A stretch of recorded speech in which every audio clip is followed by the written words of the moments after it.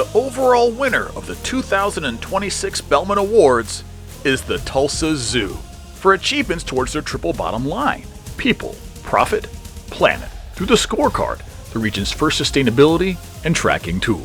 I think a lot of people, when they come to the zoo, they're thinking of a time that they're just going to get to enjoy it with their friends or family for a few hours. But for us, it's more than just the interpretive signage. It's more than the education programs. It's also when guests are recycling that soda bottle, when guests are choosing to dry their hands with the air dryer rather than using paper towels. It's just little ways that we kind of sneak in the sustainability and green practices mission that our guests might not even realize they're doing until it becomes practice, and then they can take that home with them. We're not building for the next just 10 or 15 years, we're building for the next 30 or 40. So we've been working for a while on our culture because as TZMI, we're relatively new. Though the zoo is a century, we were just founded about 15 years ago to run the zoo.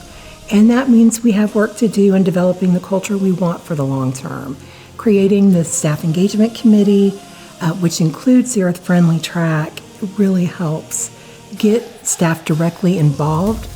They get an opportunity to direct priorities, determine projects we want to tackle. One of the main things that we're trying is planting mass plantings of native plants.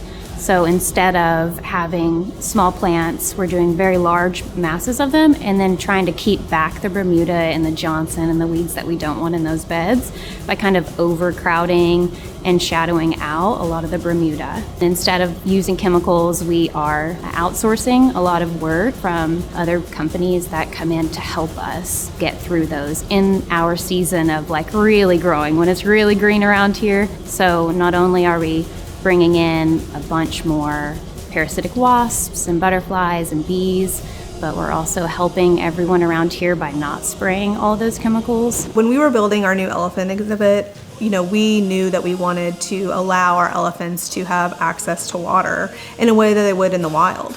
So what we did is we took advantage of the topography of the space and actually have a natural pond that is in their new exhibit that kind of rises and falls depending on the weather and also the water in the area.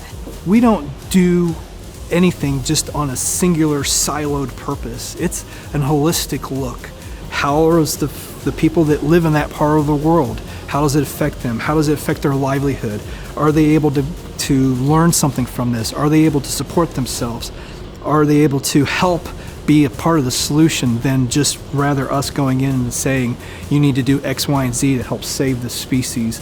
We look and align ourselves with projects that is all-inclusive as far as all those pieces I just mentioned. That's very important to us. Being like at the forefront of this culture change that's happening is really cool, and I'm excited to be able to share our experiences with other people and other businesses that want to try to take this on.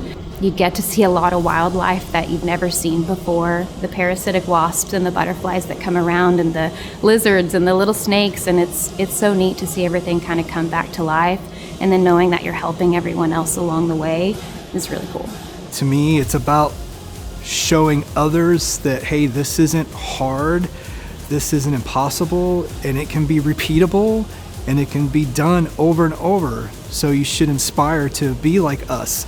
I remember the very first year the scorecard launched, we got smoked. And so that was this great motivation, and it was great motivation for me to have more conversations with our staff and say, hey, we got to do better.